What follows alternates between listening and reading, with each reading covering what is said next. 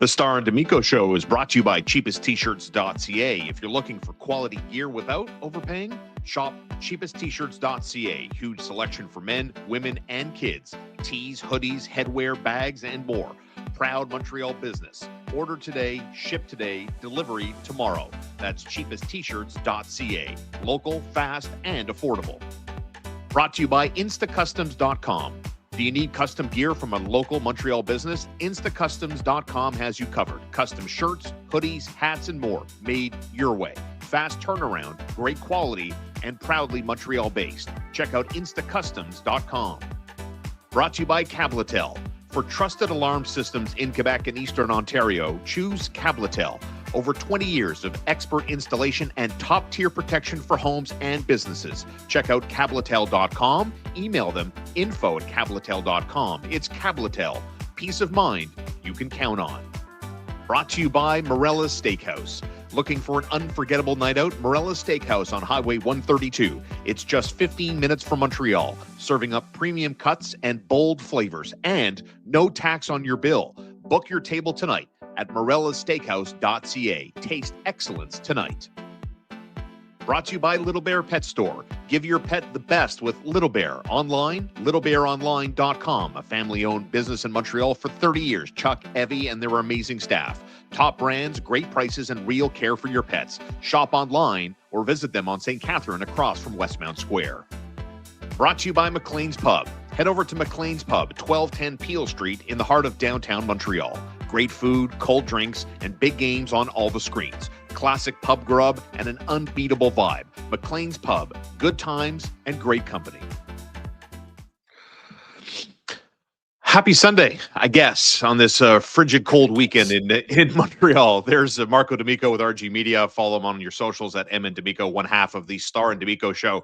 Thanks for being with us and sharing some of your Sunday morning with us. Happy to be here. Certainly, unfortunately, there isn't good news here, Marco. The Montreal Canadiens, for the first time in a minute, are out of the top three in the Atlantic Division. Now the proprietors of the number one wild card spot. And, I guess we're talking about some critical losses here. Losing in regulation to Buffalo this week, losing and giving up the third period lead, goals 12 seconds apart from the Boston Bruins in that third period to sink the Habs battleship in a 4-3 final. And of course, we're talking about a team that has one regulation win in their last 6 games. A tough cookie yesterday on a night where it should have been celebratory. Cole Caulfield, first Hab to score a hat trick in Boston on Boston ice since, I don't know, like Mark Recchi. And 1997. Yeah, we're not talking about that, unfortunately. We're talking about, I don't know, man, like, that's a tough one. I want to get into Martin St. Louis. Is he guilty of overthinking things, goaltending, defensive zone coverage? But on the positive side, I mean, Cole Caulfield, Snipe City, we're talking about a guy who's leading the league, I think, since the Christmas break in terms of American goal scorers, not on the Olympic team, but boy, oh boy, this guy is playing unbelievably well for that line on a night where the Canadiens scored twice on the man advantage. Absolutely. And I feel like it's not necessarily the amount of goals, it's how he's scoring them. Yeah. And I think that's the real kicker for me, is how he's going about scoring those goals, how he's going about making space for himself and taking advantage of sometimes how the goaltenders tend to cheat as they cover the posts, right? What we're seeing more and more now across the league, and I've spoken to a few players about this, is, you'll generally have goalies that will, like, one leg down, one knee up, shoulder up to the post, but you're down, which leaves about, maybe 3 to 3 inches, but depending on how tall the goaltender is, between the shoulder and the post. And Cole Caulfield has taken advantage, would be a soft word. Cole Caulfield has preyed on that small piece of space throughout the entirety of the season, and he did it again last night. And again, I got to tip my hat to him. There is only one American in the entire NHL right now with 30 goals. His name is Jason Robertson, also not on Team USA. Correct. There is another player with 28 goals. His name is Cole Caulfield, also not on Team USA. But then Matt Boldy, 28 goals on Team USA, and has missed a little bit of, he missed 3 games. And then you have Tage Thompson, who has been on fire of late, with 27, along with Alex DeBrincat, who is not on Team USA. So it is a ridiculous amount of talent that I feel Team USA left on the table. Cole Caulfield showing that he could be much more clutch offensively, heck, even defensively. I found that he was very aggressive on his forecheck. He was covering players. There were multiple times where he was, they were being matched up against the Bruins top line, and I thought he played Pasternak really well. Mm-hmm. So, to me, I thought he played a really strong game overall. To a degree, also Nick Suzuki in terms of being able to generate, find him in tight, make some space for him. I like that combination again last night. What I would say, though, is, when you kind of look at the way that Cole Caulfield will impact a game, there has been a notable shift up in terms of how implicated he is in the neutral zone, how much more he is driving to the net with vigor. And I would also say defensively, we may have seen a couple of hiccups in the month of December. He's been stronger, much stronger in that regard in the month of December. And I will say this without even having to blink an eye here. He deserves to be on Team USA much more than JT Miller. All day, every day. Much more than JT Miller. JT Miller looks like he's one of the most disinterested captains I've ever seen. Oh my for God. the New York Rangers. And to this day, other than familiarity and the fact that Chris Drury is on the GM team, I have no idea what he's doing there over a Jason Robertson or a Cole Caulfield. Just a quick correction. 29 goals for Cole Caulfield now, on pace for a 46-goal campaign. 46 goals is what he's projected for this season. Obviously, I mean, it helps when you score a hat trick. But yeah, the Canadiens haven't seen a 40-goal score in this market since the days of Vinny Danfus, going back a minute, right? Obviously, we're going to talk about goaltending. We're going to talk about how it really hasn't budged from the league worst, whether you want to look at old school numbers, saves above expected. Sam Montembeault, I think, guilty of a couple of softies. It doesn't take away from Marco the fact that he made some huge stops earlier in this hockey game multiple times, post to post. But sometimes for me, he's very guilty of overcommitting, just losing his position. We'll get into the nuts and bolts of this, right? But if there's one thing that has irritated me, one of the things that's irritated me this week, watching this team, and listen, I never sniffed the National Hockey League, and I'm never one to call guys soft or heartless, that type of stuff. So that's not the angle I'm coming from here, right? But when you watch these two Atlantic Division games this week, man, you can even go back to last Saturday against the Ottawa Senators and how the Montreal Canadiens overcame that and won. There's something about, I don't know why it is. Why is the perception that I'm left with after Buffalo, after Boston, that these teams, air quote, just look like they want it more? They're harder on loose pucks. They're harder in puck battles. They're certainly more opportunistic. Are they more opportunistic because the goaltending is below average more often than not? Or do they just look at this and say, okay, we're looking up at the standings. And this is maybe more of a blueprint and how to attack and eventually overcome the Montreal Canadiens. It's as obvious as the sun rising the next day. You play hard against the Canadiens lately, you're going to win a lot of battles and maybe win the hockey game. I think it's a twofold situation. So let's start with the team, and then I'll get to the goaltending. So, I had a couple conversations yesterday with people around the NHL, be it, pro scouts or executives. And first of all, the book is out on the Montreal Canadiens in terms of play them hard, play them aggressive, and they'll do the turnovers for you kind of thing. And that's exactly what we've been seeing of late. Buffalo played that way. Minnesota doesn't play that kind of a style, but that's because they were missing their entire second line when they were playing against Montreal. Buffalo has figured it out beautifully in terms of being able to play that way.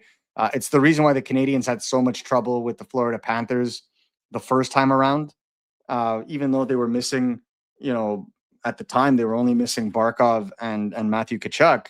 The second time around, they were missing Barkov, Matthew Tkachuk, Seth Jones, and Brad Marchand. It was a little easier for the Canadiens to take advantage of that. But when you see teams that are healthy and that have momentum, the Boston Bruins have a ton of momentum. Outside of that blowout against the Dallas Stars, they've been doing great this year, or at least this stretch in the month of January. And I feel like this is the problem, is that I've been talking about this for about a month. There is regular season hockey, and then there is playoff style, like getting ready for the playoffs. And I just, again, from a forward perspective, I think defensively we'll get on this. I don't think it's a utilization issue so much as a strategy issue. But I think from the forward perspective, they haven't done enough to address that. Mm-hmm. And I'll give direct examples, okay? The more physical they play their teams, the more invisible Oliver Kapanen gets. Has no points in his last 6 games. Where's he's the been 2C mismatched talk? consistently. Where is everyone's 2C talk? Yeah. As if players like that don't hit walls in the rookie season. This is why you don't anoint someone a 2C, potentially even a 1C, if I'm going to quote some of the comments in the chat. But this is why you don't do that in the month of November and December, because when you get to January and February and systems get tighter, as we're seeing right now, that's when you see the cracks in the armor. And I feel like right now you're seeing the cracks in the Canadiens' armor. Outside of their power play being cheat coded, once they gain entry into the offensive zone, mind you, because we're going to get on that. Either that or sublime performances from a Uri Slafkovsky or Ivan Demidov or Lane Hudson taking over a game. Outside of that, it's very rare for the Canadiens to be able to come out of a game, take the lead, and maintain it. It's generally what's going to end up happening is there's a break in concentration, or they're going to get pressed because they sit on their lead, which they did yesterday. And then ultimately they'll get overwhelmed. And in some cases, and in unfortunate cases, even when they're doing the right thing, the goalie will unfortunately let in a softie. And I think that's where they're at right now, is that on one end, the goaltending is incredibly inconsistent, almost, subpar would be putting it nicely. And then from the forward perspective, they're not doing enough offensively and defensively to support the puck. And I think those two things can be looked at from a strategy perspective, Martin St. Louis for sure, but also the players on the ice. Because again, if I had the access to replay on this podcast, I would be able to show you some of these plays, like the third goal, for example. Terrible play by Samuel Montembeault. Like, you have to get that. Correct. But he never shouldn't even have gotten access to the zone. And that's my biggest issue. Well, just to add to that, right?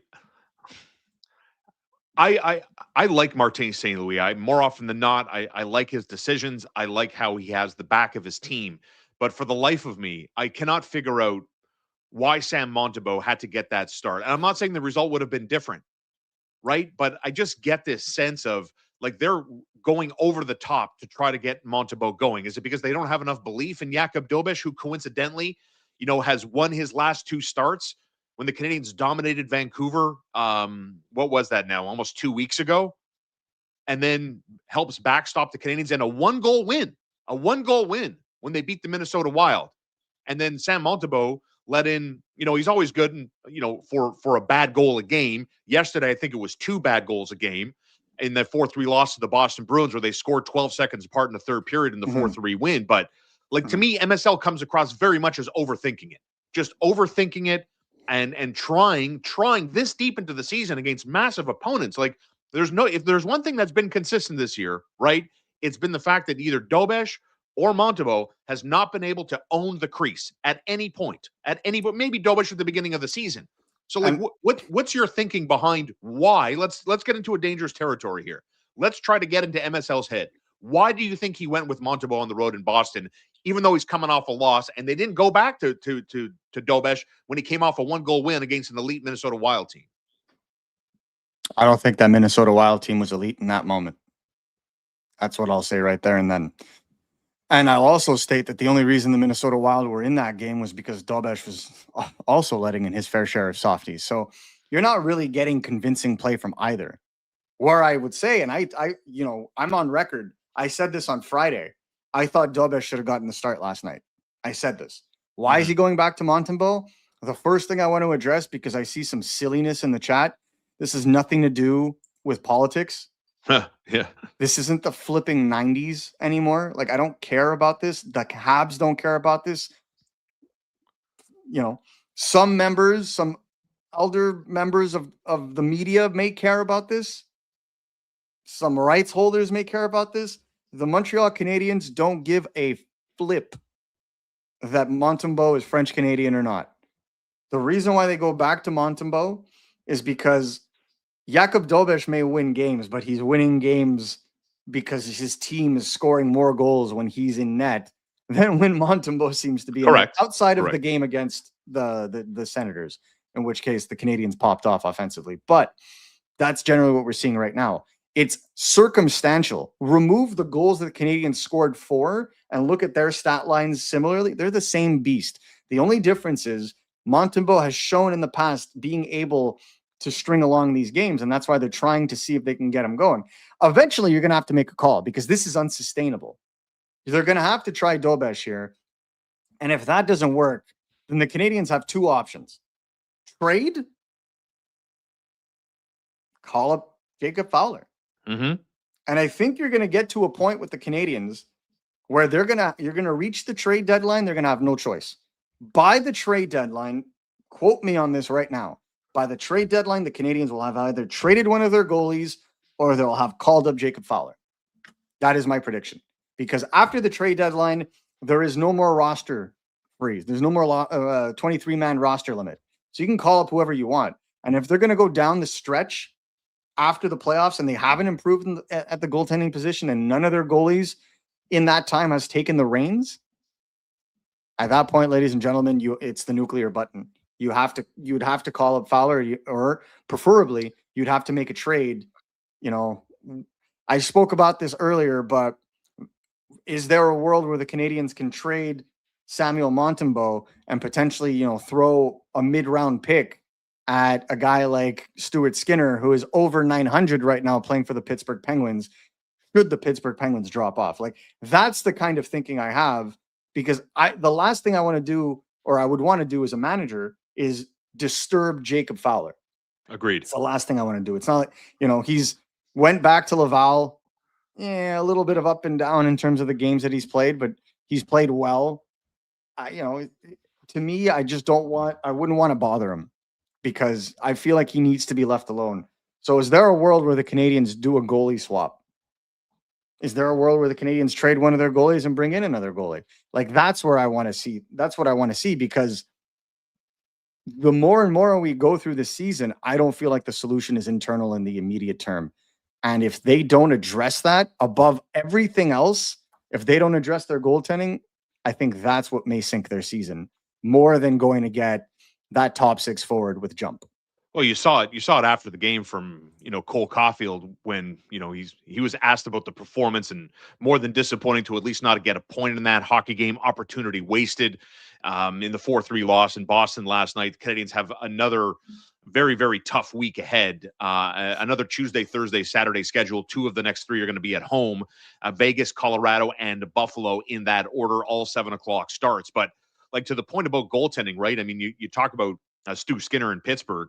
Other than that, though, like, when you look at the potential UFA market for goaltending, I mean, there's nobody that really jumps out, right? Like, if the Canadiens are going to try to get, a goaltender, because Dobeš and Montembeault, again, after another 3-game sample size, like, you need a larger sample size at this point, is beyond me. But I mean, the goaltending market is kind of bare from that perspective, isn't it? Yeah, this is why I think you may see a hockey trade goalie style. I think that's where the Canadiens kind of would be looking at, is going to maybe make a move where you would be able to bring in a veteran goalie that could handle that kind of scenario, and then eventually call up Jacob Fowler and have those two basically be your goaltenders for next year. I think that would be the best case scenario. But right now, in the midst of a season, you're going to have to wait for teams to drop off if you want to make a move like that. And I think first and foremost, you have to give Dobeš the reins first before you make that call, because Jakub Dobeš hasn't played that much since Christmas. And you said it, he's still winning 15-5-1 record. That's it? Exactly. Yes. Yeah, I'd say give him the reins, see what happens. But bro, it's like the Oilers with Grant Fury. You got to score 5 goals. You got to score 5 goals, man. That's the case right now in general. But, and I think this is the bigger thing for me, the Canadiens don't play like their goaltenders are shaky. Yeah. That's my problem. Your goaltenders are shaky. What do teams in the NHL do? Man, they tighten the frig up. They play a lot tighter in the defensive zone, which is another massive topic here. Yeah. There it is. And I think that is, to me, the biggest issue of it all. Look at Boston's first goal on the power play. Yep. Where was Caden Gooley? Yeah. Caden Gooley was almost at the blue line. Yeah. And no one came to replace him. They all stayed in the corner on the left side. And then you just had Mike Matheson by his lonesome having to deal with a 2-on-1. Why are you doing that? Mm-hmm. It's the wingers that should be boxing out the guys at the point. Well, just to that end, Mark, how many times in the defensive zone is almost like, to be extremely disrespectful, it's almost like house league. Everybody's following the puck, like abandoning position. Two guys on a Boston, and the Bruins repeatedly had looks in front of Montembeault last night. Because they're playing man-to-man coverage. Right. When you go from playing man-to-man, because this is the problem. The Canadiens play man-to-man, and then when they're in the low zone, they play zone defense. So it's almost like a hybrid system. But the problem is what happens when you're man-to-man coverage, they start skating around the zone. Well, your zone defense down low goes to shit because you're following the guy. No one's moving. So the Canadiens basically form a line right down the middle, and they're just doing cross-seam passes left and right and overloading them. The only way to fix that is to do away with the hybrid system and go full zone defense. Because in the playoffs, you cannot play man-to-man. It is virtually impossible to find success in today's NHL playing man-to-man defense. You cannot. I invite anybody to prove me wrong on this one, but when you're playing a team like Florida that will just overwhelm the heck out of you and cycle you out of your pants, good luck with that. Colorado Avalanche will skate circles around, that man-to-man coverage. The game is too fast to play that way. You have to adapt. And the biggest way they need to adapt is to play zone defense and to have someone, for the love of God, in the center of the zone. Mm-hmm. Because that is where the Canadian, look at the heat maps. Look at all the heat maps. It's high slot. It's always the high slot. Look at the goal yesterday. Look at the third goal. How the Bruins player is able to just gingerly come in and take a backhand. Yep. Who's covering the high slot? How is he able to come in that easy? That's my problem. And until that is fixed, doesn't matter who's in nets. Doesn't matter. They could have won last night's game, but that shot should never have happened. And unfortunately, it did happen. And you have Samuel Montembeault, who's inconsistent in net. There's your recipe for disaster. So if the Canadiens are going to have any luck this year to make the playoffs, it's not by outscoring their opponents by 5, getting 5 or 6 goals up on the board. That's not going to happen down the stretch with regularity. You're going to have to go back to basics on defense. And Martin St. Louis has talked about this. Their forecheck. Well, that forecheck is not simply just for offensive chances. You have to be as aggressive offensively as you are defensively. And right now, defensively, either they're being too aggressive because they're playing man-to-man, and that's where they're overexposing themselves. Where you have to be aggressive is playing zone defense. Mm-hmm. To me, you look at the way that teams play the Canadiens on the PK. You have no choice but to play zone defense on the PK, right? Look at how the Canadiens easily get boxed out because they keep the 4 men tight between the circles, and then they push the Canadiens to the extremities. The Canadiens power play, they never, ever, ever, ever get high danger chances. The only time they do it is when Cole Caulfield squeaks out from behind the net and takes a short side shot. That's it. So that is the style right now that's working in the NHL because no one right now seems to want to pay the price to go to the middle areas, whereas the Canadiens played almost like a parallelogram or like some sort of like double triangle, and the entry point to the slot is easy. That's why they get beat. That's why they get overwhelmed. And that's why it's easier to be able to attack the Canadiens. And it exposes their goaltenders because you get all of those high danger chances on a regular basis. League average save percentage for high danger chances is about 70% right now. Yeah, You're gonna but let goals out of 10. Listening to this, I can understand the takeaway, right? It's like, is Marco talking about a coaching problem, or are you talking about a personnel problem? Strategy issue. Well, in my opinion, I think when we talk about the strategy issue, right, the Montreal Canadiens have a lot of very mobile, high-skill defensemen. For example, Arbor Xhekaj gets back in the lineup yesterday, right? First game, great. First game, you barely saw him. Guy played 9 minutes and change, right? And granted, the Canadiens were terrible on the Well, shorthanded situations. This is one of the worst shorthanded teams in the National Hockey League today, and the Bruins absolutely cooked them. We'll talk about that right? too. But there, to me, lies the issue of I think Stefan Robida and Martin St. Louis, these guys know hockey inside and out. They've forgotten more about hockey than I'll ever pretend to know, right? But I can't put it solely at the feet of two of the members of the Canadiens coaching staff to explain the bad penalty killing, the bad shorthanded minutes, the strategy at hand in defensive zone coverage, right? But to me, I'm going to go back to the point I've been making from the beginning here is you want to use speed as a good defense. Speed as a good defense, not good enough shorthanded. It's not good enough. To your point about look how often, whether it's Buffalo or Boston, you're going to see it this week with Vegas, Colorado, and Buffalo again. The path to the net, to me, is the most valuable real estate on any ice surface, and the Canadiens are almost giving it away at bargain basement prices. That's exactly it. And I don't know, Marco. I don't think you're going to be able to solve that problem now because they have guys. Mike Matheson, as good as he's been, Noah Dobson. These aren't overly physical players. And I think teams with their advanced scouting, Mark, will take full advantage of that. And that's how I choose to explain coverage. It's how I choose to explain why they look so poor all season shorthanded. They're not big enough. They're not mean enough right now. I don't think it's a size necessarily. Like one guy, for example, who I very much liked and I thought was playing excellent yesterday is Zach Balzuc. Right? Playing with that dog, playing with that intensity, playing in all three zones with a little bit of bang. Could have gotten a couple of points last night if he were any luckier, this poor boy.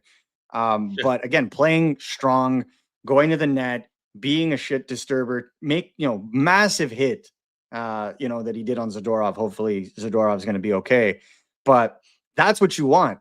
That FU attitude, that snarl. And I think not enough people on the Canadiens play that way, where I felt like yesterday Balzuc played out of the full three zones. I thought he played the best three zone game in the sense that aggressive in the neutral zone, very eventful in the offensive zone, strong back checks defensively, good stick positioning. Like he didn't hurt his team when he was on the ice. And I think that's key there.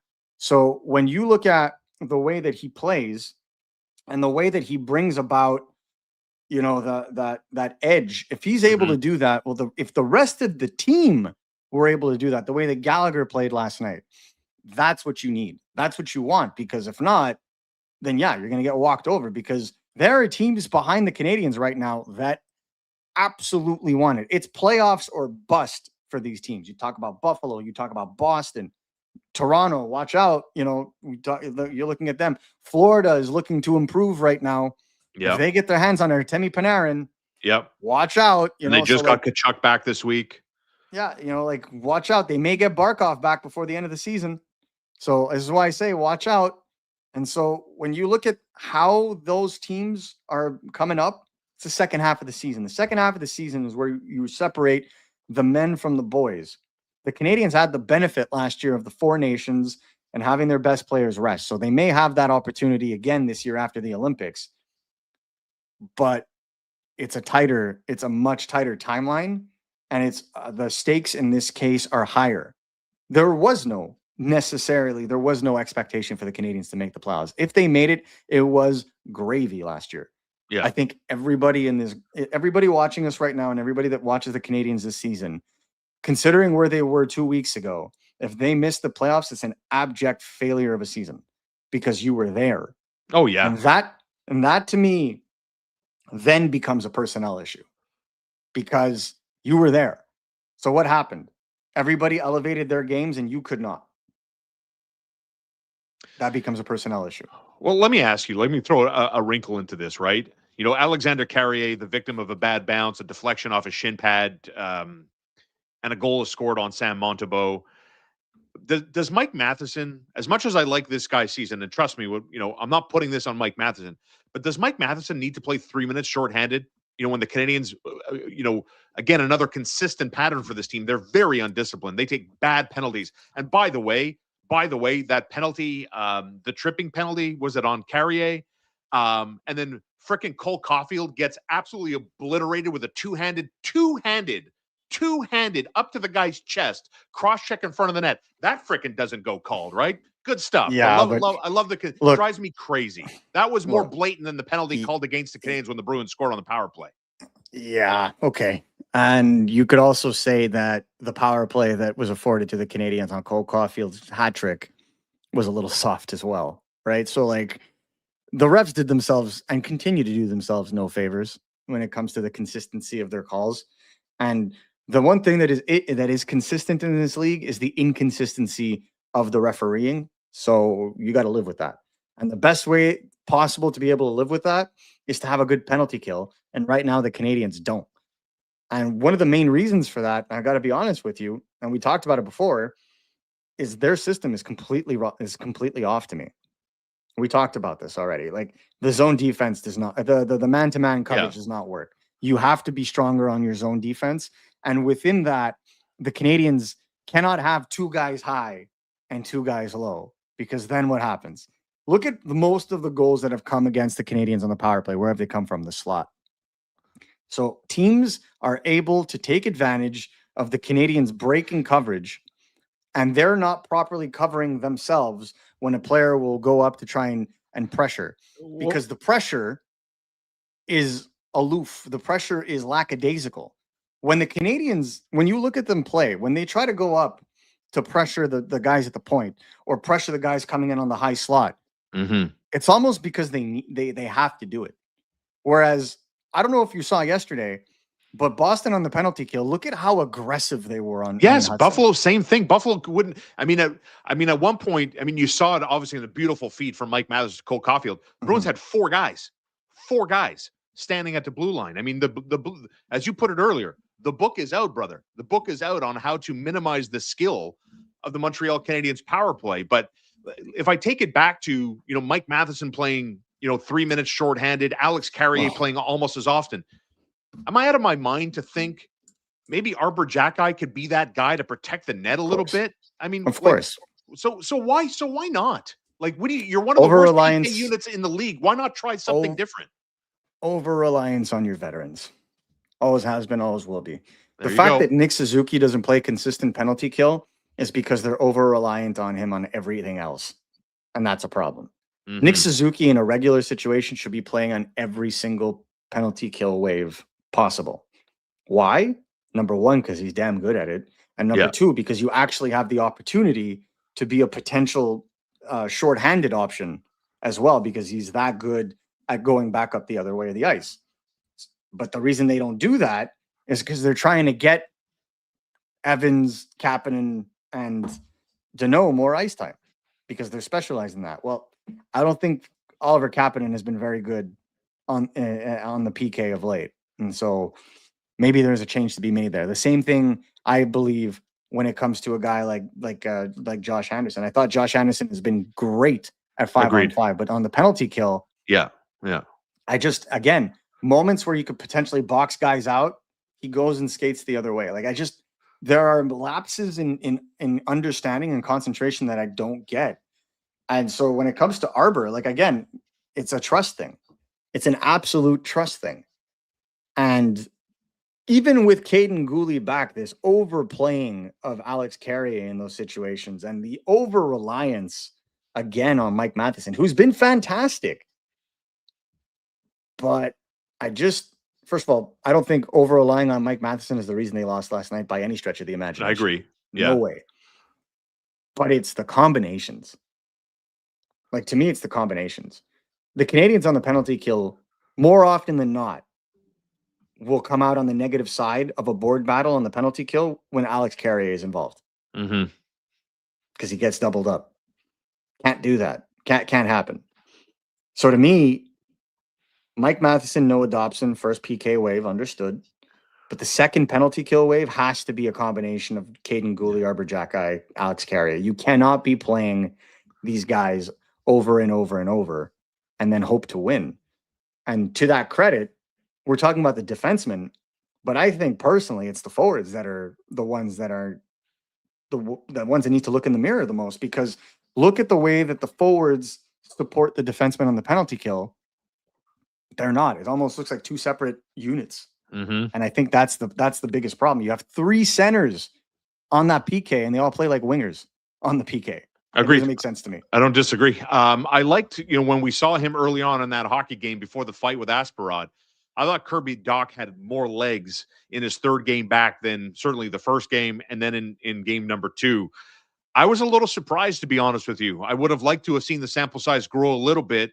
The good news is Kirby Doc finished that game. It looked like, I don't know, when he was skating back to the bench, I don't know, he was flexing his thumb or his finger, something on his hand wasn't right. Obviously, the guy played less than 8 minutes, but he did return. Not ideal to have Kirby Doc, in my opinion, fighting, but such as hockey in the National Hockey League, these guys don't back down. Say la vie. But I was kind of surprised that MSL put Texier in his first game back this week, put him back up there on the first line. Didn't notice much. A little soft on the forechecking again, which is problematic for me. But would you have made that change? Would you have kept Doc there for maybe another game or two just to see what he looks like when his legs get back and his cardio improves? I think he played there just because Alex Texier wasn't ready. Yeah. Right. And then after that, you do want to instill a level of meritocracy involved within that, or at least a semblance of it, because they can seemingly do it at forward, but not in net. When it comes to Texier, why would he have deserved a demotion based on the way he was playing prior to his injury? Right. Well, you're playing more to your, like, I guess if you're going to ask that question, to me, it's more like, we see a higher ceiling with 77 and, Alex Texier more in his wheelhouse of a depth forward. Like, he's done some great work, since he's been there, no doubt. But like in the big picture thinking, I mean, we're not talking about him as a top 3 winger moving forward. No. Well, top 3 line winger, you mean? Yeah. Yeah, no, like, I think on the first line next to, I mean, to me, I'd rather see Doc there than Alex Texier. No disrespect to the player. Yes and no. Yes and no. I think putting Doc right on the first line outside of an injury situation, probably not the best idea to do when he's been out for like the last 2 months. Right? Maybe try to ease him back in a little bit, get him those minutes, because cardio is a thing. You can do all the cardio in the world, but there's no cardio like playing an actual game. Of course. So you got to get back into it and stuff like that. So that's where I feel like maybe they put him there because it was the best option given the chemistry they had. But I would still go back to Texier, and that's not a problem there. I actually like the combination of Kirby Doc and Zachary Balzuc. Going back to the start of the season, I thought those two did great. My issue is the Canadiens don't have any offense coming from their centers on the bottom 6. Most of Phil Deneau's offense, of course, he scored in Montreal this week, but most of his offense comes from key face-off matchups. Right. Let's call a spade a spade. But when it comes to creating offense, there's no disrespect to the player. He's not known for this. But when you have both him and Jake Evans as your bottom 2 centers, your centers aren't going to be the one generating anything. So it's the wingers that need to elevate. And I felt like, at least on Jake Evans's line, when Kirby Doc was on the ice and not injured, I really like the combination of him and Balzuc. Where I kind of pause now is, does it make more sense to go Gallagher, Evans, and Josh Anderson, and instead go Balzuc, Deneau, and Kirby Doc or Alex Texier if you want to flip the two? I think that needs to happen because for whatever reason, Jake Evans, yes, he got a secondary assist on the first goal. Yeah. But in terms of generating offense, not there. I feel like if you're going to utilize Kirby Doc and Zachary Balzuc, put them with Phil Deneau. At least Phil Deneau, we're seeing it. He's driving to the net. He's making things happen. He may not create, but he's causing chaos. And that's where players like Kirby Doc, Alex Texier, Zach Balzuc will be able to take advantage. That's the way I see it. I don't understand trying to use Jake Evans in an offensive situation, and I don't believe in having 2 defensive lines on this team, especially when they're so, they're so inefficient when it comes to their coverage in the defensive zone. Like, you should be having 3 lines that you can roll and then an identity checking line, given what you have on this roster right now. All right, brother, you've been heard. This guy's screaming from the top of Mount Royal. The answer to the Canadiens' problems is Evander Kane. The Montreal Canadiens need Evander Kane, suggesting that we talk about toughness, We never bring up Evander Kane's name. We talk about the same names and recycle the same names as everybody else. And in defense of that, we look at the Montreal Canadiens. To me, it's almost the same of looking at who the Canadiens have in Laval. We could talk about Tyler Thorpe. We could talk about Florian Jacki.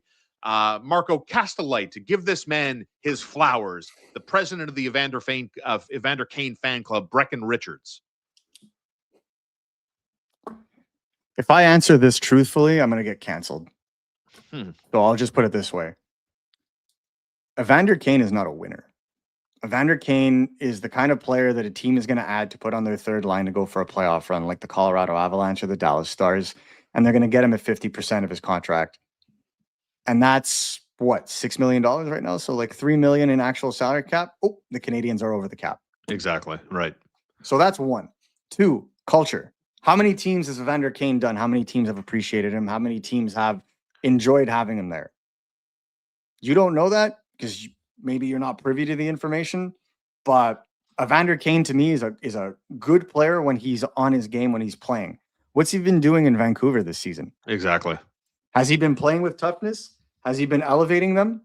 Has he been playing with the overall jive that you would want a player to play in?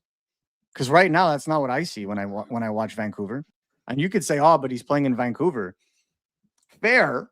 But he's playing 17 minutes a night. Yeah. Yeah, but at the same time, so is Kiefer Sherwood. Yep. And look how he's doing. So I don't dislike the idea of Evander Kane per se, but the fit simply is just not there in terms of what he does and how he impacts the game and where he's at with his overall game. Like defensively, it's oh my goodness. And then offensively, respectable, but given the minutes that he gets, okay. And then you factor in the cap and the no trade clause. We could talk about the same names, but we also have to bring about realistic names that actually fit, right? And names that would make sense to make a trade for, because if you're trading for Kane is the kind of guy you trade for when your team's already set and you just want to come in and round it out. But the Canadiens are not there. The Canadiens, it's not even about physical toughness. It's about heart. It's about compete. That's what's up. You look at Cole Caulfield last night. All compete. I had no problem with Cole Caulfield's size last night. That's not the reason the Canadiens lost. Well said. The Canadiens lost because they didn't play aggressively. It's here and here, not here. I don't care about size. I couldn't give a flute about size. Juraj Slafkovsky was the biggest player on the ice last night for the Montreal Canadiens. He's also the player that was pushed around the most. Doesn't mean anything. You're not playing aggressive. If you are not the aggressive, it's a mindset, not a height requirement. It's more mindset than anything else. You know, convincing yourself that you're going to be in a fight tonight. And against Buffalo and against Boston, the Montreal Canadiens weren't at the same level of engagement physically. Mentally, they weren't there. You know, they score goals on the power play, sure. To your point about Cole Caulfield scoring from all angles, right? But the compete, the drive wasn't matched. Full stop. Wasn't and hasn't been matched against two. And I disagree. It's not one game of 82. These aren't cross-conference games. These are games inside your division in a conference, in a division filled with extreme parity. And the Montreal Canadiens didn't measure up against Buffalo, and they didn't measure up against Boston at all for a variety of reasons. Not for one sole reason, for a variety of reasons, right? Yeah. Yeah, 100%. And I see people like saying this guy absolutely they need this kind of player. They need that kind of player. To me, it's just like you need the kind of player that's going to bring it with intensity every night. Yes. That's what you need. Like, I'll give you a direct correlation. Okay. Direct example. Buffalo Sabres, Josh Norris is about 6'1", about 190 pounds. I take 5'10" Zach Benson over Josh Norris all day, every day, because Zach Benson is a dog. You want players that are dogs out there. You look at Josh Doan, who just signed an extension in Buffalo. He is a dog. Yeah. It's the reason they threw $7 million at him, because he's going to be a flipping unicorn soon. when he really hits his stride and he's a 60, 65, 70 point two-way bruising winger that scores 25 to 30 goals a season, if he continues on his trajectory, that's the unicorn. That's what teams are paying so dearly for. And if you're the Montreal Canadiens, to get the unicorn is almost impossible. Mm-hmm. So then it's you go one way or the other. Either you go for the player with size or you go for the player with overall compete but may not be 6'4" or 6'3", right? I don't mind a player that's 6'1" but plays like nails. We talk about Jared McCann all the time. That's a player right there that drives to the net, that shoots. It's a left-handed shot that bodes, that could play center, that could play wing, that could play on any power play wave, and that plays with jam. But he's 6'1", not 6'3". Exactly. And he doesn't always fight. Like, there's a difference between those things. If I wanted a goon on my team, I'd give Arbor Jacki more minutes so that he can go out there and fight. Yeah. But I would rather see, if I would be running my team, I'd rather see Arbor Jacki on the penalty kill.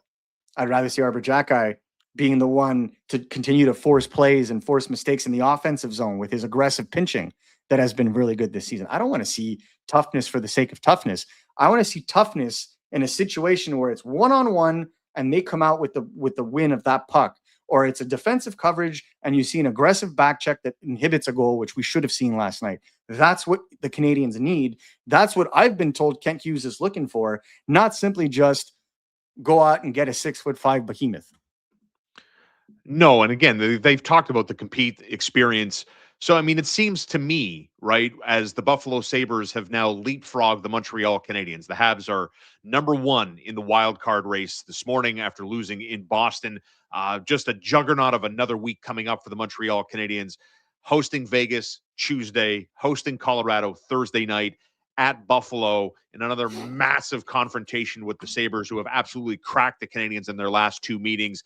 It's hard. Like, I'm not going to put the Buffalo Sabres team that the Canadiens beat in October. This is a completely different team. And when you look at the overall standings and what's going on, I mean, the Detroit Red Wings are a problem. John Gibson is a problem. This is the top team in the Atlantic Division. They're 8-1-1 in their last 10. They're on 69 points. The Lightning, coming off a loss, are next. The Lightning, though, have 3 games in hand on Detroit. And there's Buffalo now with 63 points. I guess the silver lining, if I could put it that way, with Montreal's 63 points, losers of 2 in a row, and only 1 regulation win in their last 6. The Florida Panthers, who have won 2 in a row, they're heating up. And the Toronto Maple Leafs, they've lost 3 in a row. They're both 6 points back of Montreal in the chase for a wild card spot in the Eastern Conference. But it seems to me like this would be season opportunity wasted to not do something about that. It almost seems like the priority and the pressure on Ken Hughes to get that FU attitude type player, whether it's between February 4th or March 6th. I mean, we could talk about position, right wing, top line, 2C. It seems like the attitude and figuring out who that player is and where they slot in is number one on what I think this fan base is looking for from their general manager. Is that fair to say? Yes, but I don't think the Canadiens are going to do it to the same level of desperation as we see sometimes, amongst fans or on message boards or sometimes in the chat. Like, they're not just going to make a trade to make a trade. Like, it's not going to happen. And I think when it comes to them being able to make, what's the word here? Like a tangible trade, a trade that would be impacting their top 6, unless you're bargain shopping again, if you want a legitimate solution for that in the form of a hockey trade, the Canadiens are going to have to take advantage of a situation. Like, I'll give you an example. If the Blues decide they want to trade Jordan Kyrou, and this is an example. A lot of people are going to be like, oh, Kyrou too soft, this and that. I understand. But if you look at a guy like Jordan Kyrou and you say, he's got a no trade clause, he only wants to go to a handful of teams. The Canadiens are one of 2 or 3 teams that are making an offer, and they can get him at cost. Say, you get him for like a first round pick, a good prospect, and a roster player. Do you do that trade? Given the jam that you want to see in your top 6, given the kind of players that you have coming in your top 6. Personally, I don't know. I'd have to study a little bit further what the Canadiens feel they have coming up, because to me, Jordan Kyrie's speed along the wings would be absolute dynamite with the way that the Canadians want to play. But I also have concerns over how Jordan Kyrou responds to the physical play. Well, that's it. And like, I kind of like, again, without doing the research and diving deep on the subject, I watch this team like most of the fans here. I watch this team every time, Oh my and God. it's wild, right? No, just the constant Evander Kane commenting. That's what I'm saying. I know. That's what I was reacting to, right? It's like, get over it. But the Canadians score goals. They score. They're filled with skill. And you might see Michael Hage. You might see some potential there in the early goings. I'm not projecting anything about Michael Hage, right? But to me, they're good with speed. They're good with skill. They're good with goal scoring.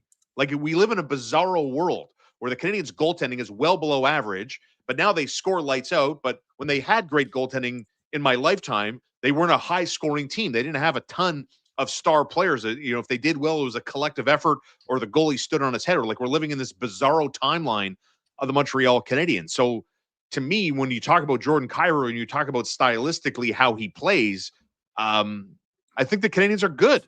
They're good in that context. I'm not saying Blake Coleman is the answer at 34. I don't think the Canadians are in on Blake Coleman personally, but the type of player Blake Coleman is what I'd like to see this team get in with. That type of player, that type of mindset that we talked about earlier in the show today. Someone that almost, air quote, thrives in a confrontational on ice environment. That to me, like, even Surf here, like Alex Tuck to me is in a world like, they signed Josh Norris. I don't know what their cap space is off the top of my head. Like, they're talking Alex Tuck's going to be what, a $10.5 million a year player. Like, I don't know if he's going to fit with Buffalo, but he's not going anywhere right now. They'll, believe you me, if they make the playoffs and they throw him the kind of money that he wants, he'll stick around. Yeah. He's from New York, the New York State anyway. Like, yeah, and they're doing incredible things, right? It's unbelievable. I don't, and you're seeing younger guys sign. A lot of the core is signed long term. This is a team that, if Buffalo continues to play this way till the end of the season, you could feel that culture wise, there's been a shift. And I don't see Alex Tuck, unless he truly wants to squeeze out every last dollar. I don't see Alex Tuck leaving that if they remain this competitive. So Alex Tuck to me would be the solution. Alex Tuck, that kind of a player, is exactly what the Canadians are missing. They got one in Uri Slafkovsky. They need another kind of player like that, but not because he's 6'4", because he utilizes his size along with his speed and skill to be a play-driving player, unafraid. And does that size help him do that? Yes. But he's the same size as Kirby Dach. But he utilizes all of those aspects together to make him such a dangerous power forward. And that's the kind of mindset mentality that you'd be looking for.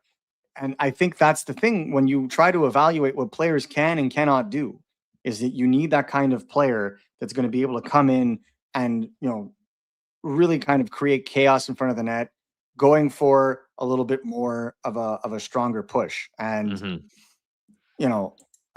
don't compare Tuck to Dach. Who did that? What you just said? I mentioned the words. I mentioned the word Tuck and Dach having the same size, and now I'm comparing the two players. It's wild. All right, next. While you talk about Kirby Dach, like, this guy's a pending RFA, right? I'm fascinated to see what's going to happen and how the Montreal Canadiens view Kirby Dach as part of their future, right? I have no idea. I don't even, I've said this before, man. I do not know the type of player he is, the type of player they hope he can one day become. He's got the speed, he's got the size. But other than that, I don't know. You have a guess on Kirby Dach and what that contract may or may not look like? No part idea. of it. None, and we'll see if Kirby Dach gets to July 1st as a Montreal Canadien. Let's put it that way. I can believe we fought yesterday. There are teams that like him. Yeah. There are teams that like him. I can tell you that right now. But we'll see what comes of it. I still think he's got untapped potential. His issue is injuries, of course. But I feel like the way he plays 5-on-5, he's a top 9 forward all day, every day. When the responsibilities of a center are removed from him and he could just play his game, even as a winger, I find he takes up so much space. He's so good at being able to strip pucks from players and be aggressive along the boards. Yesterday there were some shifts where he would just basically take over with his stick handling. And I like that. And I want to see more of that, because that's what's going to make him so dangerous along the wings, is if he utilizes his size, his skill, and his speed the same way Uri does in transition. If he could do that himself, then the Canadiens have themselves, another strong option along the wings. And I think that'll be key until they figure out who is going to be on that top line moving forward. We have some interesting content coming in this week. We're going to talk about trade partners. One of the teams that's going to be talked about there are the Calgary Flames. I mean, how seriously do you think Montreal's looking at Calgary and looking at a player like Nazem Kadri and what's left on his deal? Oh, I can't take this guy anymore. Yeah, it's done. When I was looking at Kadri, like, first things first, the Flames are willing to retain, so that his contract and the cap hit kind of takes a back seat when you know that they're willing to bring it down to $5 million a year, right? And if you get Nazem Kadri now, yeah, he's your number 2 center. Yeah. And then could eventually become your number 3, because a third line center makes $5 million already. Look at Christian Dvorak, right? So I don't necessarily have a problem with it. It's all about the cost, because there is. Would they have to give up a Kapanen to get him? Hell no. Absolutely not. Like, I'm sorry. You look at the way that Kadri has been playing this year. If this were last year, I think so. But Kadri, to me, this year, the goal total, he's on pace for 15, 16 goals this season. Yeah, yeah. Like, I don't care how bad the Flames are, that's a huge no-no. They've always had trouble scoring. Like, Coronado and Blake Coleman lead this team in scoring with 13 goals. So they've always had a problem in scoring. But even last year, when they had a problem with scoring, Nazem Kadri was the guy scoring 35-ish goals. So now you're seeing a significant drop-off in his goal scoring. That, to me, is a little problematic. On one end, it speaks to the lack of skill on the Calgary Flames, which Murray Edwards, I don't know how you do not rebuild that team, but that's besides the point. I don't have your bank account. But on the other end, how much more of a bump would he get playing with Uri Slafkovsky and Ivan Demidov? Would he go back to the 30-goal pace? Right. That's what I'm thinking. But at the same time, plays with that physicality. So he is the right who doesn't profile. play in this world? Like, who doesn't play if Kadri comes, right? Like, who doesn't play? Kapanen drops down a rung. Evans drops down a rung. Phil Deneau drops out of the lineup. I think Phil Deneau becomes your 4C and Evans goes to the wing on the right side. If that were to happen, but you got to give to get, right? So, like, who knows 100%. How that would happen? Yeah. But what I would say is, it would be understandable. He wouldn't be my first option, but I would say I get what they're trying to do. That being said, from my information, Kent Hughes is looking for more age-appropriate hockey trades. Yeah. Kadri would be like they're interested, but like as a plan C, not the top of the line. So just to keep into consideration, when you see reports that the Canadiens are interested in a player, it doesn't mean that they're at the front of the line ready to trade for him. It just means that they called the team, said, hey, is he going to be available? We'd like to see this or that. That's what I think it is. To me, the crown jewel option for the Canadiens right now, if he is available, is Robert Thomas. Yes. Yeah. Well, then you talk about give to get. I mean, what in the world would St. Louis want for Robert Thomas? I mean, Caden Gooley, Oliver Kapanen, probably one of David Reinbacher, Adam Engstrom, and a first-round pick. Oof, David Reinbacher gets key runched with his head down, and I don't know. I mean, that was brutal. Regardless, Jaden Struble, name the defenseman. Yeah. Or the prospect that you would add. But the core of that deal, because I'm not trading, I wouldn't be openly trying to trade Michael Hage. Agreed. But if you get Robert Thomas, who had a better point per game than Nick Suzuki last year, and the year prior, and the year prior, and the year prior, if you get Nick Suzuki and Robert Thomas as your Oh my God. 1-2s, and it Yeah. costs you Gooley, Yeah. a first, Kapanen, and another prospect, Yeah. ladies and gentlemen, Yeah. you are opening up your window. And I'm not with saying the Death Heaven Canadiens here. need to compete. I'm not saying the Canadiens are ready to compete right now, but it does so many things.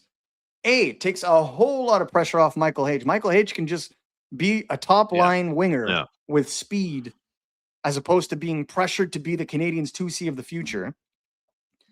The Canadiens have 2 bottom 6 centers already, so they wouldn't have to worry about who plays third or fourth line. Thomas would be someone that you can slot into the first power play wave that would be able to help them kind of generate that offense on a regular basis, or you make him run the second power play wave. And then you really have 2 guys, your 2 centers, first and second, making $8-ish million each on average, right? Your 2 first line centers making $16 million. The Canadiens would be set from a cap perspective at forward structurally for the next 6 years. Yeah. And then you just basically have to figure out how your defense is going to fall into place. They have their top 3, and then they just have to fill out the rest.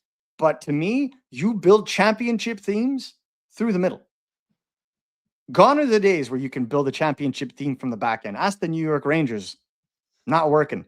Nope. Ask even like you look at the teams of high-paying goalies that have won cups. You look at Vasilevsky, you look at Bobrovsky. It's because their teams had strength up the middle. They were strong teams. Look at the Florida Panthers.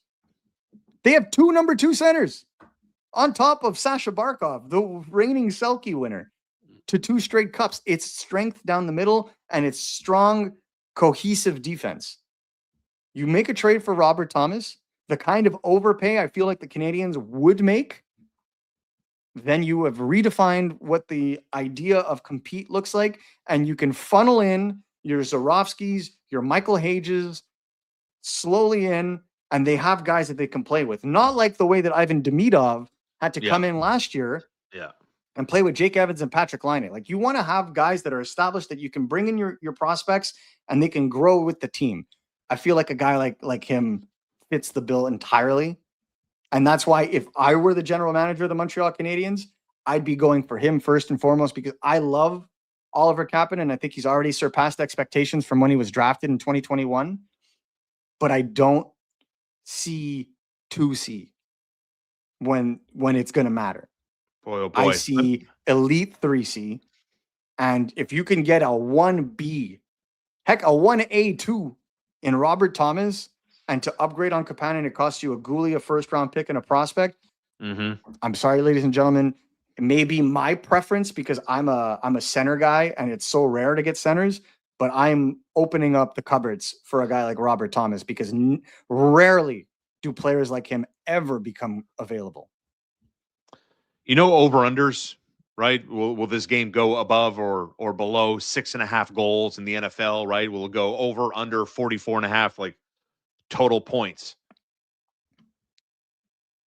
What if I asked you, with the 3 games on tap this weekend, Montreal home for 2 of those 3 games, right?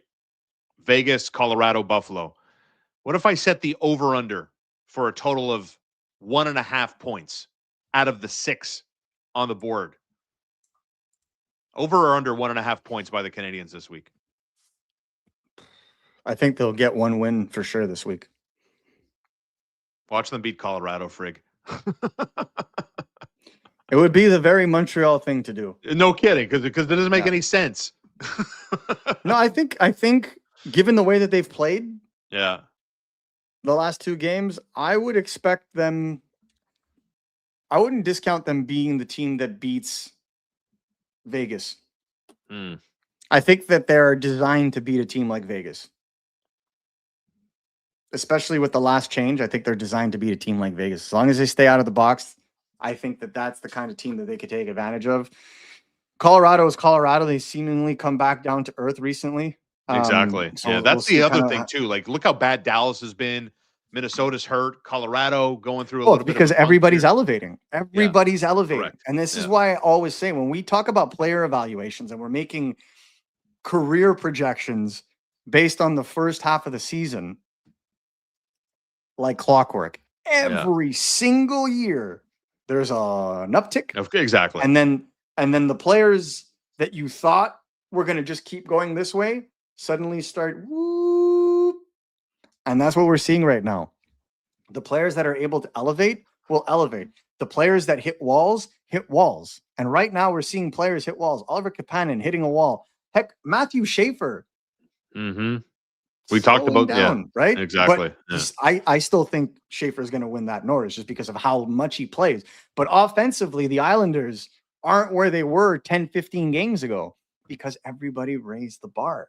They got shut out by the Sabres, right? Everybody's raising the bar. Everybody's coming at them. There's enough tape. Teams are being better prepared. And that's what we're seeing right now. So when you get to this stage of the season, the cream rises. What are we seeing right now? Cole Caulfield rising to the occasion, on pace for 46 goals. Nick Suzuki on pace for another 90-plus point season, or a 90-point season. Should have had 90 points. He was robbed last year. Yeah. Lane Hudson on pace for a point per game season for a defenseman. Those are your elements. Those are your guys that are rising even above the adversity. Now it's time for the rest of the team to follow suit. Well, that was a fun show today in the aftermath of, to be honest, man, disappointing loss. I would echo Cole Caulfield's sentiment after that game. Nice for Caulfield. He's on 29 goals. What a season this young man is having. And what a treat to watch. Lane Hudson, too, gobbling up tons of minutes yesterday. But unfortunately, what's hurt the Montreal Canadiens reared its ugly head again. The lack of discipline and below average goaltending. Thanks for being with us on this Sunday. Don't forget to like and subscribe to the channel. Enjoy the National Football League. 3 games to go, 2 today with the Rams and Seahawks. And, of course, the Jared Stidham extravaganza as they take on Drake May and the New England Patriots. I see the line has dropped. It was like 5.5, 4.5. I really like Denver at 4.5 plus 4.5 points. This is a team that really can rush the quarterback. Drake May, when he gets there, when he gets gotten to, he is not the same quarterback when the offensive line does its job. I would still like the points with the Denver Broncos. I don't think it's going to be a blowout. And on the other side, I'm sticking with the LA Rams. I think this is their season, as good as the Seahawks have been. And listen, Mike McDonald is a phenomenal coach, and there's a very, very talented group. But I'm going to lean on the experience of the LA Rams to get this done. So we'll see you in the Super Bowl. I think New England ultimately wins this game, but I don't think they're going to cover. I really don't. Enjoy the games, and looking forward to seeing you on the channel all week.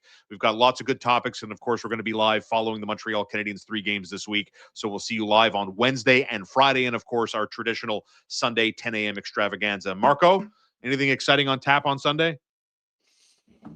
Just more work, phone calls. It's very busy. Like I said, there's 9 days left to to the trade deadline the roster freeze. Yeah. So teams are talking. Gotta make some phone calls, but above all, just want to say a big thank you to you guys for continuing to follow this channel and always to be present on our lives, and obviously watching our videos that we have coming at you as soon as tomorrow. Looking at some key talking points for the Montreal Canadiens. Yep. So keep it locked, continue subscribing, and thank you so much for joining us during our lives. All right, take care, everybody, and we'll see you on the channel all week long, and another live show coming up on Wednesday morning. Have a great Sunday. Enjoy the football, you guys.